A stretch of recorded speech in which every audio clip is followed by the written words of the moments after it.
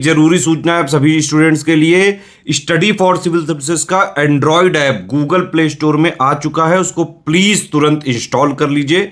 और अगर आप स्टडी फॉर सिविल सर्विसेज के सिर्फ ऐप से कोई भी कोर्स, कोई भी पीडीएफ परचेस करते हैं तो उसमें अप्लाई कूपन, अगर आप ज्ञान सर जो है आप उसमें अप्लाई करते हैं, ये कूपन कोड है, तो उसमें 20% फीस तुरंत माफ हो जाएगी। मतलब 20% डिस्काउंट तुरंत उसमें लग जाएगा। ज्ञान सर लिखना है, नॉर्मली ज्ञान सर, स्मॉल लेटर में है सब कुछ, कोई स्पेस नहीं, कोई कॉलम नहीं, सिर्फ ज्ञान सर, GYANSIR। इस तरह से अगर कूपन कोड लगाते हैं आप ऐप में बाई करने से पहले, जो अप्लाई कूपन वाले में आता है, तो 20% का डिस्काउंट तुरंत मिलेगा। वीडियो देखिए। नमस्कार दोस्तों, एक बार फिर से आपका स्वागत है यूपीपीएससी बेस्ट ऑनलाइन कोचिंग के इस यूट्यूब चैनल पर। दोस्तों, आज की इस वीडियो में हम लोग प्राचीन भारत के इतिहास के एक महत्वपूर्ण राजवंश पाल वंश की चर्चा करेंगे। यह क्लास सभी प्रकार के स्टेट पीसीएस एग्जाम और वनडे एग्जाम के लिए अत्यंत महत्वपूर्ण है। आप वीडियो को पूरा अंत तक देखिएगा और आपकी जो भी प्रतिक्रिया होगी कमेंट करके ज़रूर बताइएगा। इससे पहले की वीडियोज़ अगर आपने नहीं देखी तो आप प्लेलिस्ट में जाकर ज़रूर देखिएगा। दोस्तों चलिए बढ़ते हैं आगे क्लास की ओर। इससे पहले कुछ ज़रूरी सूचनाएं, अगर आप टीम के पेड कोर्सेज से जुड़ना चाहते हैं पीसीएस के कंप्लीट प्रिपरेशन के लिए, तो इन दिए गए नंबर पे कॉल या व्हाट्सएप करके आप जानकारी प्राप्त कर सकते हैं। ये ज्ञान सर का व्हाट्सएप नंबर है, आप यहाँ से व्हाट्सएप के माध्यम से जानकारी ले सकते हैं। अगर अभी तक आपने प्ले स्टोर से स्टडी फॉर सिविल सर्विसेज का एप्लीकेशन नहीं इंस्टॉल किया तो आप इसे ज़रूर इंस्टॉल कीजिएगा। एप्लीकेशन के माध्यम से किसी भी कोर्स को परचेस करते समय अगर आप कोड अप्लाई करते हैं ज्ञान सर, जिसमें सभी लेटर्स इस्तेमाल होंगे और कोई भी स्पेस नहीं लगाना होगा, तो आपको अप टू 50% तक डिस्काउंट मिल सकता है। चलिए दोस्तों, अब बढ़ते हैं आगे अपने क्लास की ओर। देखिए यहाँ पर पाल वंश के बारे में दिए। 8वीं शताब्दी के आसपास गोपाल ने पाल राजवंश की नींव रखी थी। तो सबसे पहला पॉइंट कि पाल वंश की स्थापना किसने किया था? गोपाल ने किया था। बाद के सभी राजाओं के नाम के आगे पाल जुड़ गया, जिसका मतलब प्राचीन प्राकृत भाषा में रक्षक होता था। देखिए, पाल वंश की स्थापना कौन करता है? गोपाल। इसके बाद जितने भी राजा थे सब अपने नाम के पीछे पाल जोड़ते जाते हैं, और पाल का जो अर्थ होता है ये क्या होता है? रक्षक होता है। यह वंश पाल वंश के नाम से जाना गया।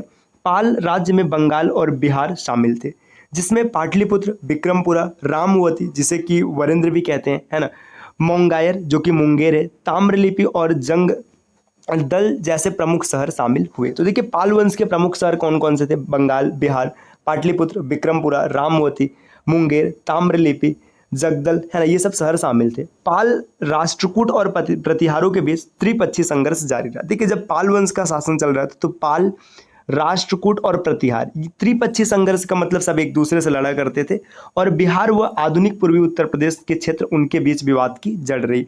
और विवाद का मूल जड़ क्या होता है? बिहार और जो पूर्वी उत्तर प्रदेश है इसको लेकर विवाद चलता रहा। पाल राजा बौद्ध धर्म, खासकर महायान और बौद्ध धर्म के तांत्रिक संप्रदाय के अनुयायी थे। देखिए, महायान बौद्ध धर्म के तांत्रिक संप्रदाय के अनुयायी थे। इन्होंने पूर्वी भारत में मठ का मतलब होता है बिहार और मंदिर बनाकर इस धर्म को बहुत बढ़ावा दिया। तिब्बती बौद्ध धर्म में भी अब भी पाल विरासत परिलक्षित होती है। समस्त पाल शासक बौद्ध धर्मावलंबी थे, मतलब पाल वंश जो थे ये बौद्ध धर्म के संरक्षक थे, बौद्ध धर्म को मानते थे। अब यहाँ पर गोपाल के बारे में दिया है। इनका शासन शुरू होता है 750 ईस्वी में।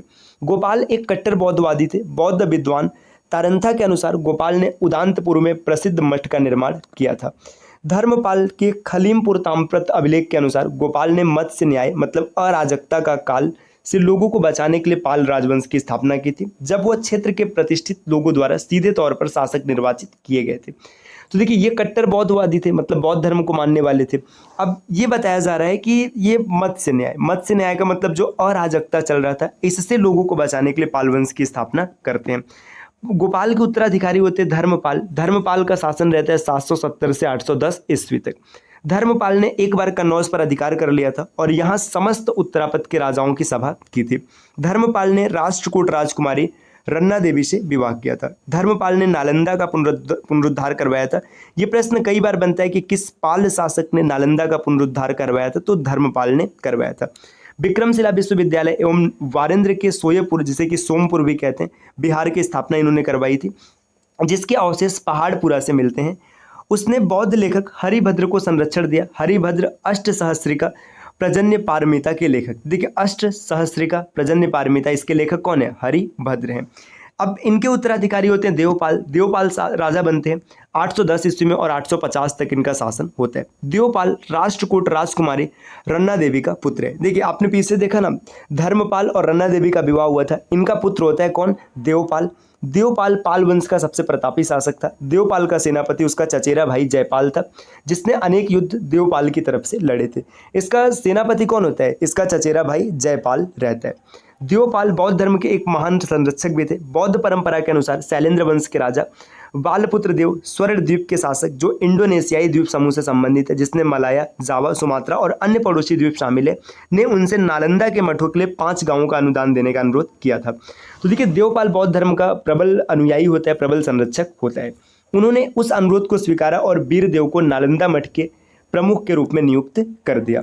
आगे यहाँ पर दोस्तों और पॉइंट दिया है, बौद्ध विद्वान वज्रदत्ता जो लोकेश्वराष्टक के लेखक हैं, वह देवपाल के राजकवि थे। 9वीं शताब्दी के मध्य भारत की यात्रा पर आए थे और अरब व्यापारी सुलेमान ने पाल साम्राज्य को रोहिणी या रोहमा धर्म कहा है। तो देखिए सुलेमान नाम का एक व्यापारी होता है अरबी, जो क्या करता है, पाल साम्राज्य को रोहिमी या फिर रोहमा धर्म नाम देता है।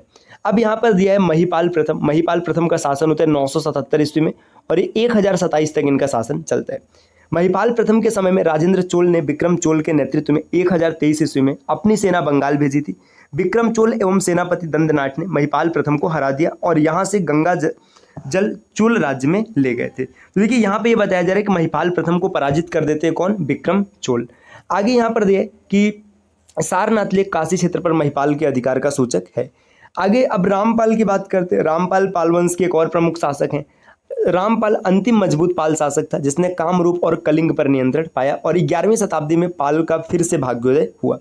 रामपाल ने राष्ट्रकूटों की मदद से कैवर्त वंश के भीम से वारेंद्री जीता। देखिए कैवर्त वंश, इनका शासक होता है भीम। इनसे वारेंद्री कौन जीतता है? रामपाल जीतता है। रामपाल अपने मामा मथन देव की मृत्यु से इतना दुखी हुआ कि मुंगेर में गंगा नदी में डूबकर उसने आत्महत्या कर ली। इनके मामा का नाम है मथन देव। इनकी मृत्यु होती, रामपाल अत्यंत दुख में डूब जाते हैं और गंगा नदी में कूदकर आत्महत्या कर लेते हैं। आगे दिया 11वीं सदी तक बहुत से क्षेत्रों में विद्रोह का कारण यह साम्राज्य काफ़ी कमजोर हो गया। पाल साम्राज्य को सेन राजवंश ने नष्ट कर दिया था। बंगाल के इतिहास में पाल काल स्वर्ण युग माना जाता है। देखिए बंगाल की बात करेंगे तो इसमें पाल को स्वर्ण युग माना जाता है। पाल कुछ राजनयिक और सैन्य विजेता थे। उनकी सेना अपने विशाल हाथी सेना के लिए उल्लेखित की जाती है। तो दोस्तों ये मतलब पाल वंश के बारे में रहा। अब देखिए प्राचीन इतिहास के महत्वपूर्ण तथ्य। प्राचीन भारत का इतिहास लगभग खत्म होने वाला है। कुछ वन लाइनर फैक्ट दिए हम लोग, जिसको डन करेंगे अगली क्लास में, और जैसे ये पूरा डन हो जाएगा ना, प्राचीन भारत का इतिहास खत्म हो जाएगा और फिर हम लोग मध्यकालीन भारत के इतिहास की शुरुआत करेंगे। तो दोस्तों एक कंप्लीट प्लेलिस्ट प्राचीन भारत के इतिहास की बिल्कुल फ्री है। आप आराम से चैनल को सब्सक्राइब करके पूरा प्राचीन भारत का इतिहास पढ़ सकते हैं। वो भी ये study material study for civil services team का है, जो कि काफ़ी जानी मानी संस्था है पीसीएस के सिलेक्शन के लिए, है ना। तो कंप्लीट प्राचीन भारत का इतिहास अगर आपको पढ़ना है तो आप चैनल को सब्सक्राइब कर लीजिएगा। ये वीडियो लाइफ टाइम हमेशा आपके लिए फ्री पड़ी रहेंगे, है ना। तो मिलते हैं दोस्तों आपसे नेक्स्ट वीडियो में कुछ नई इन्फॉर्मेशन के साथ। तब तक के लिए नमस्कार।